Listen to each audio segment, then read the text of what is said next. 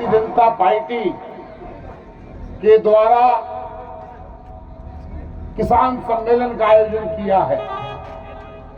हमारे बीच में भारतीय जनता पार्टी के वरिष्ठ नेता जो बीजेपी के हरियाणा के अध्यक्ष रहे, हरियाणा सरकार में मंत्री रहे, किसान मोर्चा के राष्ट्रीय अध्यक्ष रहे और अब वर्तमान में केंद्र में भारतीय जनता पार्टी के राष्ट्रीय मंत्री आदरणीय ओपी धनखड़ जी, हमारे दिल्ली प्रदेश भारतीय जनता पार्टी के महामंत्री और जो हमारा केंद्रीय बजट जो 1 तारीख को श्री नरेंद्र मोदी जी की सरकार ने श्रीमती निर्मला सीतारमण जी ने पेश किया और उस बजट की अच्छाइयों को घर घर तक जनता तक पहुंचाने के लिए दिल्ली प्रदेश भारतीय जनता पार्टी ने तय किया और दिल्ली के सभी 14 जिलों में अलग अलग प्रकार के कार्यक्रम, क्योंकि बजट बड़ा विस्तृत है, उसमें किसानों की बात है, उसमें महिलाओं की बात है, उसमें व्यापारियों की बात है, हर वर्ग को यह बजट छू रहा है। उसकी जिम्मेदारी हमारे प्रदेश के महामंत्री विष्णु मित्तल जी बड़ी अच्छी भूमिका निभा रहे हैं। हमारे यहाँ के जिलाध्यक्ष भाई रामचंद्र चावरिया जी, हमारे यहाँ के प्रभारी रमेश सोकंदा जी, पार्टी के बहुत ही सीनियर नेता, और हमारे पूर्व जिलाध्यक्ष सह प्रभारी राजकुमार चौटाला जी, हमारे इस जिले के महामंत्री हमारे भाई विक्रम गुप्ता जी, बहन अनीता सिंह जी, और इस मंच का संचालन कर रहे और इस कार्यक्रम के संयोजक आयोजक भाई दलबीर माथुर जी, और हमारे किसान मोर्चा के अध्यक्ष राकेश माथुर जी, हमारे इन गांव के, क्योंकि जिस पृष्ठभूमि में हम बैठे हैं, समुद्र सिंह जी हमारे 17 गांव के प्रधान, जिले सिंह जी हमारे जाटो समाज के 17 गांव के प्रधान, और राधे श्याम जी हमारे ब्राह्मण समाज के प्रधान, और भी समाज के अन्य प्रमुख लोग आज इस किसान सम्मेलन में आए हैं। मैं आपका सभी का स्वागत करता हूं, अभिनंदन करता हूं। अभी किसानों के लिए जो प्रधानमंत्री नरेंद्र मोदी जी कर रहे हैं, विस्तृत रूप से हमारे राष्ट्रीय नेता धनखड़ जी आपको बताएंगे। मैं केवल इतना बताना चाहता हूं, 28 जनवरी को हमारा दोनों लोकसभा और राज्यसभा का संयुक्त मीटिंग हुई थी और एक परंपरा है, उस परंपरा के अंदर राष्ट्रपति जी का भी भाषण होता है। राष्ट्रपति का भी भाषण जो होता है वो सरकार की किए हुए कामों को लेकर होता है, और अगर सरकार काम अच्छा कर रही है तो राष्ट्रपति जी को वही बातें लोकसभा में और राज्यसभा के संयुक्त विषय में रखनी होती है।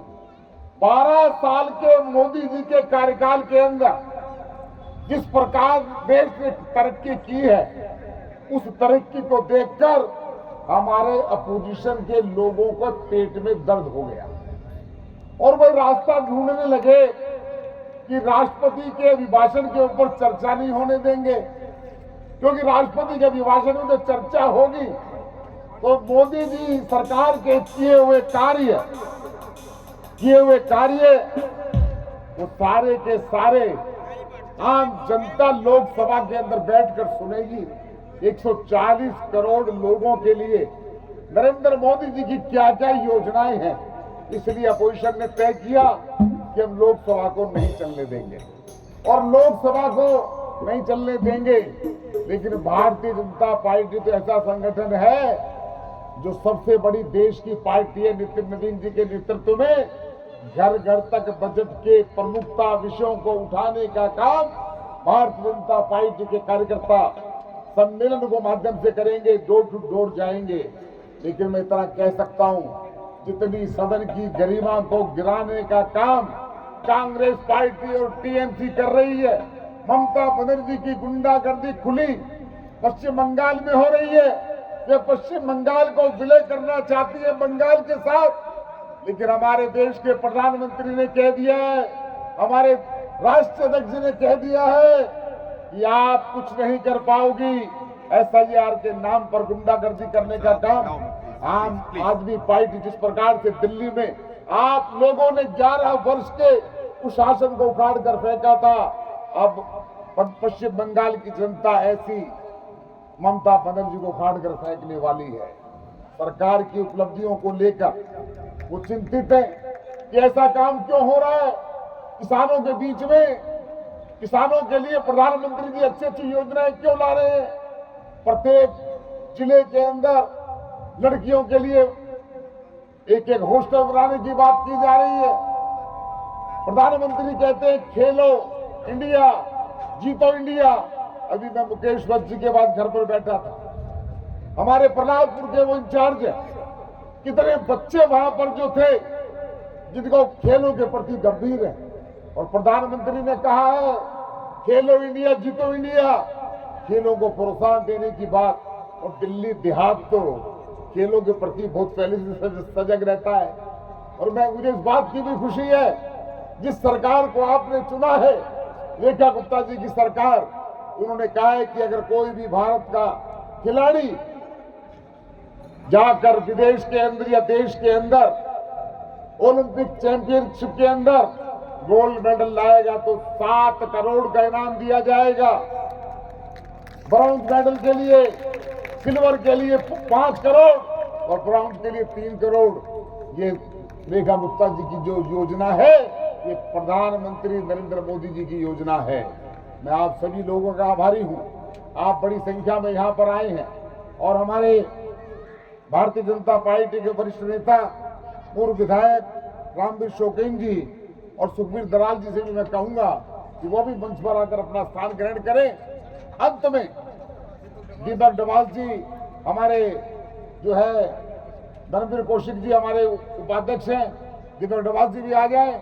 और मैं अंत में इतना कह सकता हूं कि जो सरकार को आपने नरेंद्र मोदी जी को चुना था, और मुझे तो वो दिन याद है जब मैं यहाँ पर टिकट लेकर आया था, माननीय धनखड़ जी मेरा नॉमिनेशन भरवाने के लिए गए थे, और जो गांव का जन सैलाब जिन्होंने नरेंद्र मोदी जी के लिए मुझे इतना बड़ा अभूतपूर्व समर्थन दिया था। और मेरा प्रयास रहता है कि मैं आपके बीच के अंदर ज्यादा से ज्यादा काम करूं। मैं आप लोगों से निवेदन करना चाहता हूं, हमारी सरकार ने, दिल्ली की सरकार ने जो दिल्ली की जनता के सामने वायदे किए हैं, एक एक वायदे को पूरा किया जाएगा। और मैं धन्यवाद करना चाहता हूं दिल्ली के LG महोदय का कि ग्राम उद्योग के तहत उन्होंने 1000 करोड़ रुपए जो दिया था, हमारे सारे के सारे गांव में उसके विकास के कार्य चल रहे हैं। और इसी प्रकार से दिल्ली दौड़ेगी, दिल्ली दौड़ेगी, बहुत तेजी से दौड़ेगी। आप लोगों का विश्वास इसी प्रकार बना रहे। आपने मेरी बात को ध्यान से सुना, आप सभी का बहुत बहुत धन्यवाद।